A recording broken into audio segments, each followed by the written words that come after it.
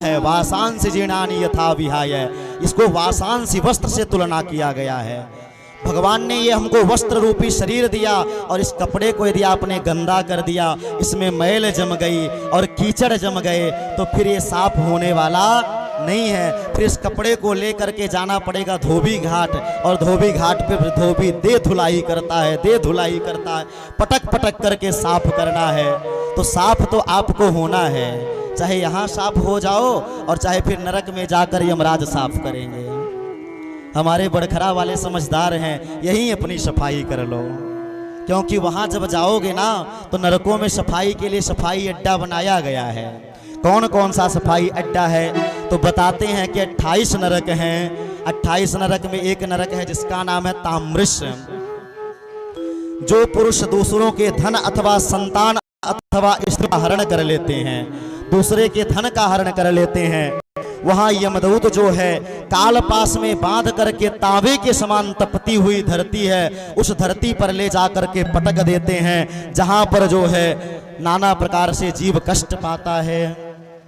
दूसरा नरक है अर्धताम्रिश, जो किसी को धोखा दे करके दूसरे की स्त्रियों पर नजर डालते हैं, उन्हें अंधताम्रिश नरक में पटक दिया जाता है। ये तांबे के समान तपती हुई धरती है। तीसरा नरक है रौरव, जहां पर लोग नाना प्रकार से अपने ही परिवार का भरण पोषण करते रहते हैं और भगवान को भूल जाते हैं, उन्हें रौरव नाम का नरक होता है।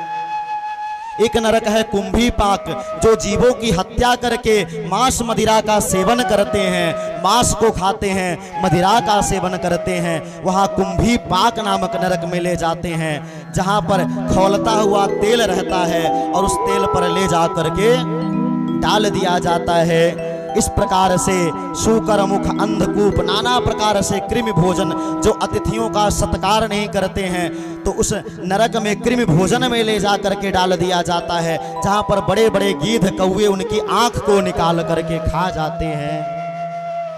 नरक का बहुत ही विशाल वर्णन है, और जैसे नरक के वर्णन को सुना तो मानो आज परीक्षित ने कहा, महाराज हम तो भगवान के अंश हैं। ईश्वर अंश जीव अविनाशी, ईश्वर अंश जीव अविनाशी, चेतन सहज सदा सुख राशि, चेतन सहज सदा सुख राशि, चेतन सहज सदा सुख राशि, चेतन सहज सदा सुख राशि, ईश्वर अंश जीव अविनाशी।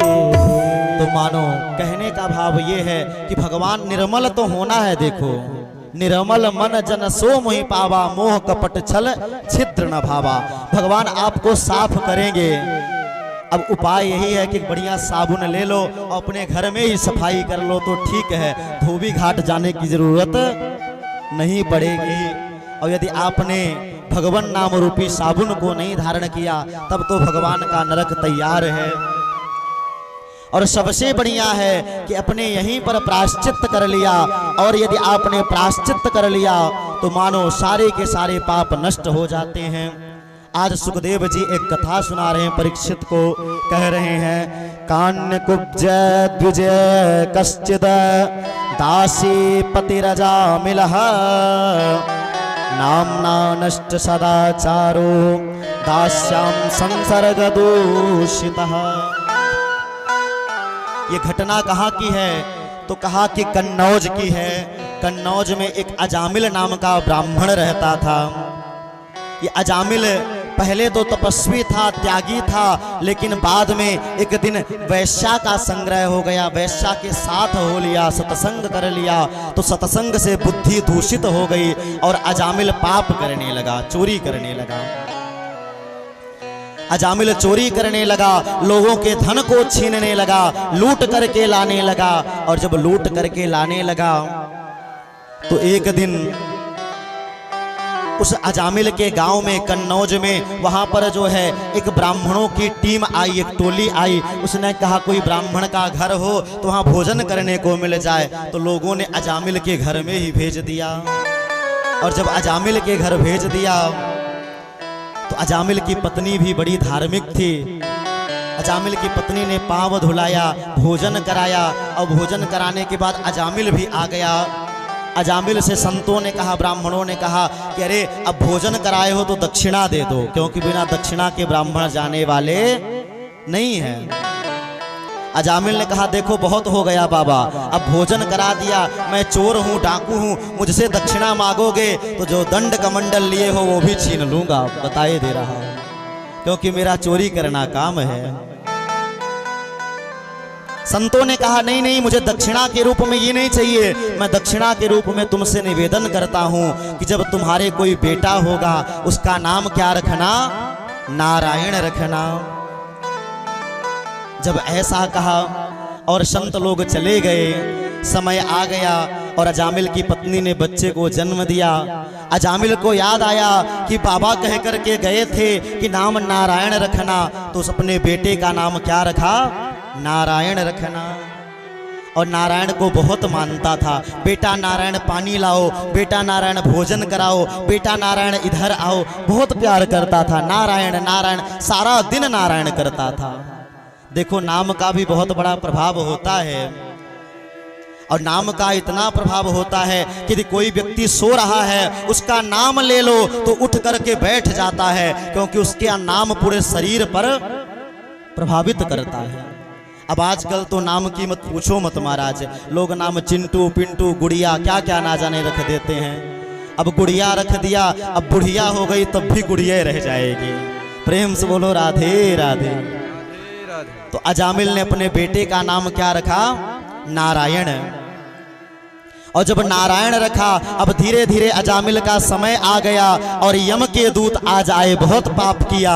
और जब यम के दूत आते हैं ना तो विशाल भैंसे पर बैठ करके, और बड़ा ही भयानक रूप होता है महाराज। और कुछ लोग के मरते समय जो है तो मलमूत्र भी त्याग देते हैं, क्योंकि शरीर में 9 जगह से प्राण निःसृत होते हैं। शरीरम तो नवच्छिद्रम व्याधिग्रस्तम कलेवरम औषधम जाह्नवी तोयम वैद्यो नारायणो हरि। 9 जगह से प्राण निकलते हैं। किसी किसी के गुदा मार्ग से प्राण निकलते हैं, तो जब प्राण निकलता है तो लोग ना जाने मलमूत्र का त्याग कर देते हैं। जन्मत मरण दुसह दुख होई, बहुत दुख होता है मरते समय और जन्म लेते समय। आज अजामिल के सामने बड़ी बड़ी आंख किए, बड़े बड़े बाल और बड़ा बड़ा विकराल स्वरूप भैंसे पर बैठ करके अजामिल के पास आ गए और पास में बांध लिया और घसीलते हुए लेकर के जा रहे हैं। और देख करके अजामिल डर गया और अपने बेटे को पुकारने लगा, नारायण बचाओ, नारायण बचाओ, नारायण बचाओ। और जैसे नारायण को पुकारा उसी समय भगवान नारायण के जो पार्षद थे वो प्रकट हो गए। प्रेम से बोले भक्त वत्सल भगवान की। और जैसे प्रकट हो गए कहे कि ये तो हमारे गुरुजी का चेला है, कहाँ लेकर के जा रहे हो? कहे नहीं नहीं ये पापी है, इसको हमें नरक लेकर के जाना है। नारायण के पार्षदों ने कहा ये नरक नहीं जा सकता, क्योंकि इसमें अंत में नारायण का नाम लिया है, नारायण को पुकारा है। यमराज के दूतों ने, यमदूतों ने कहा अरे अपने बेटे को पुकार रहा है। भगवान के दूतों ने कहा इसके बेटे का नाम अभी से है, लेकिन हमारे जो स्वामी का नाम नारायण है वो अनादिकाल से है। ये अपने बेटे को नहीं पुकार रहा है, ये मेरे स्वामी को पुकार रहा है। और यमदूतों को मार मार मार करके भगा दिया। और भगवान नारायण के दूत अजामिल को लेकर के विष्णुलोक चले गए। इधर बेचारे यमदूत घायल हो गए, किसी का हाथ टूट गया, किसी का पैर टूट गया। गए और यमराज के सामने रख दिया और कहा महाराज आपन तेज संहारो आप, अब ये अपना दंड कमंडल ले लो, आज से ड्यूटी खत्म। बोले क्या हुआ? कहा गए थे अजामिल को पकड़ने के लिए, तो नारायण के दूत आए और हाथ पांव तोड़ करके भेज दिया। जब ऐसा कहा और जैसे ऐसा सुना तो कहा क्या कह रहा था वो अजामिल पापी?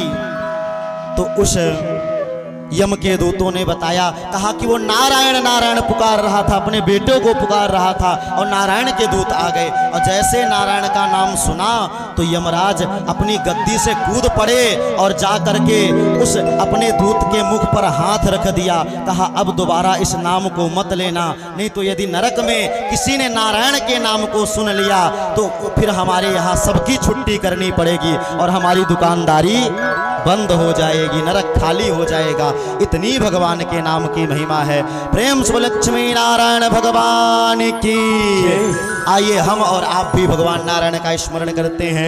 श्रीमन्नारायण नारायण नारायण, श्रीमन्नारायण नारायण नारायण, नारायण श्रीमन्नारायण